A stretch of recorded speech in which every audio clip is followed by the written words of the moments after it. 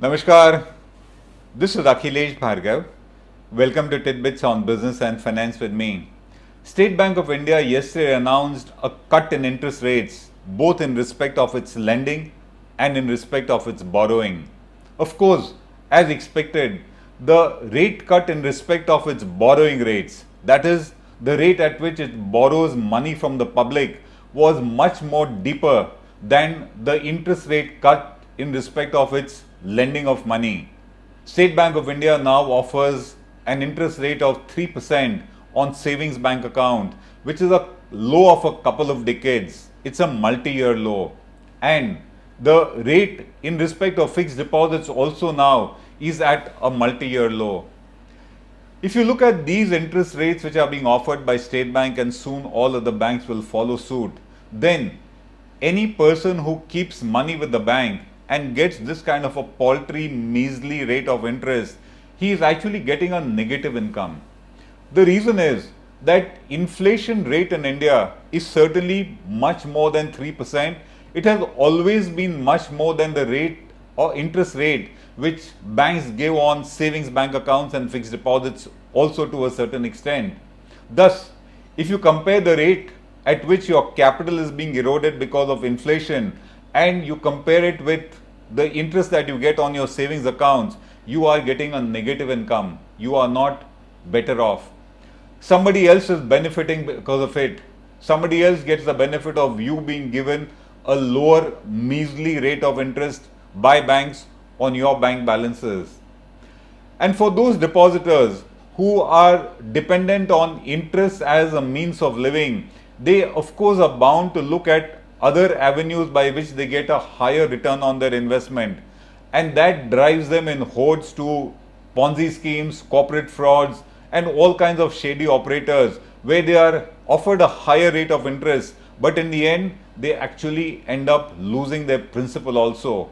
Thus, it is a huge amount of economic hardship which an individual faces.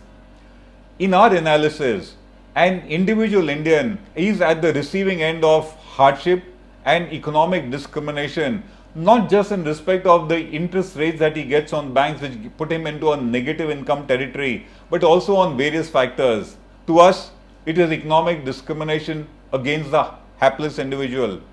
Why do we say so? A number of reasons. The first one, as we discussed, was low interest rate. If you actually look at it, when you give low interest rates on household savings, the householder is actually subsidizing the corporate and the government, because when the householder is not paid adequate interest, to that extent it is expected that the corporate was able to borrow at a cheaper rate or the government was able to borrow at a cheaper rate from the bank. And thus the reality is that householders, individuals, by virtue of putting their deposits in banks, they are subsidizing the interest rate costs that are being paid by corporates and the government in India. The second instance, where again we are at the receiving end of discrimination and it is we who end up paying for somebody else's profligacy, is petrol prices. Since April 2019, petrol prices, or rather world oil prices, have gone down by 49%. In the last couple of weeks, they have gone down by 31%. If you compare the petrol and diesel prices that you pay at the moment with the oil prices in the world, you are paying a much higher rate. The government is charging you between 5 to 8 rupees a litre, a higher rate on the petrol it sells to you, the diesel it sells to you. Thus, the consumer is paying a much higher price for the petrol and diesel he buys, and that of course goes in the coffers of the government. You are giving money to the government for its own spending, for its own populist spending which the politician does. Thus, the other point of discrimination that the hapless individual faces in respect of the price he pays for petrol and diesel. The third one, high tax rates. Last year in September, corporate tax rates were cut very sharply. They were cut in such a handsome manner that corporates have benefited to the tune of 1.45 lakh crores in the financial year 1920 because of this cut in corporate tax rates. No such cut took place in respect of personal tax rates. It was at some point of time expected that the budget might do some justice, but the budget has not done that. And the ordinary individual pays tax at a higher rate than what the corporate pays, and we see no reason for this kind of a discrimination. Further discrimination, shareholders of companies. Take the recent case of Yes Bank. The bank misguided, misinformed the shareholders about its actual performance, about its actual bad debts.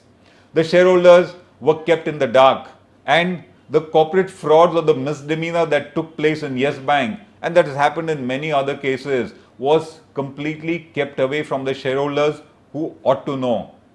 What has happened today is, because of the government putting the bank in under a moratorium through the RBI, it is the shareholders who have lost a huge amount of money. The share prices of Yes Bank has collapsed.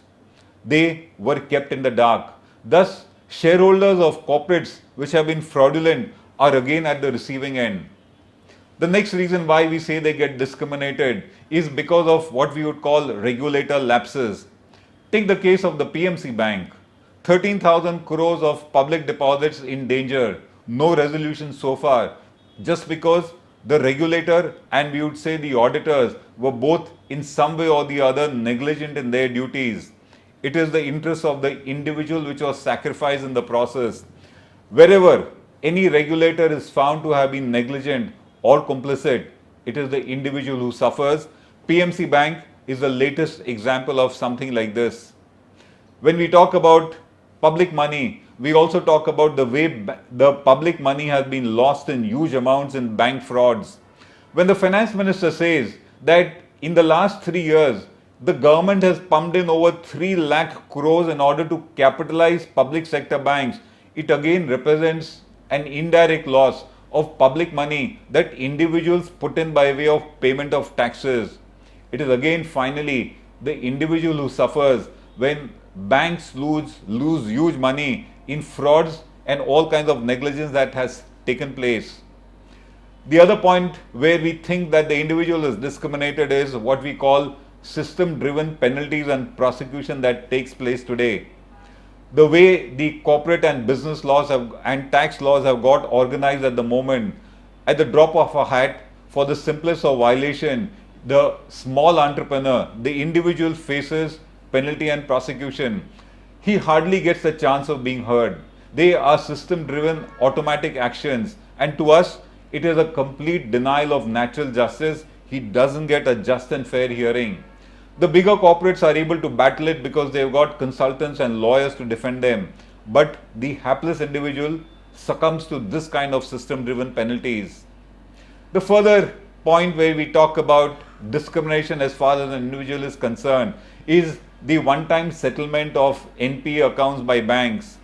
There are a number of schemes and manners in which corporates are able to do a one-time settlement and get huge haircuts against the loans they took. These kind of one-time settlements and huge haircuts are generally not available as a matter of rule to the individual concerned. He may have defaulted on the loan because of very genuine reasons, but the haircuts don't come by. They come by much more easily for the larger corporates, the larger borrowers. Again, a case of discrimination by the banking system according to us. When cartels are formed by corporates, like we see in the case of airlines very often, it is again the individual traveler who is discriminated. He faces the hardship. And to top all this, we have a difficult judiciary. We have a judiciary which is expensive, uncertain, and beyond the means of an individual. And it is the individual who is very often denied justice because of his inability to be able to handle the compliance costs, the costs of approaching the judiciary. Again, he's the loser, not the corporate to a large extent. That is also the case of an insensitive bureaucracy that an individual faces.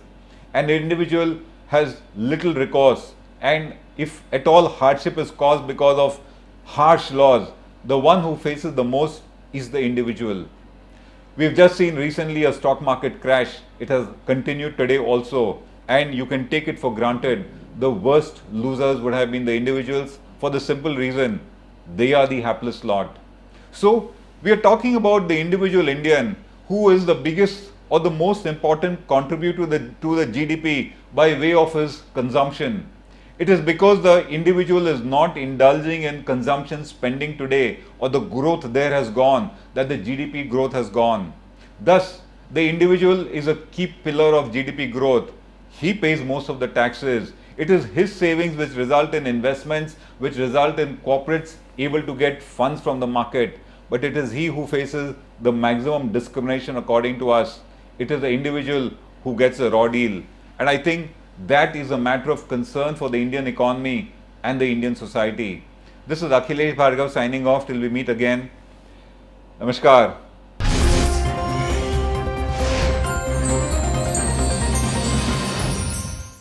Now be the first to know about the latest updates on our new news app. Go on your Android or iOS, search for HW News Network. Download our app, choose the language you prefer to get updates in, and be up to date with the latest news.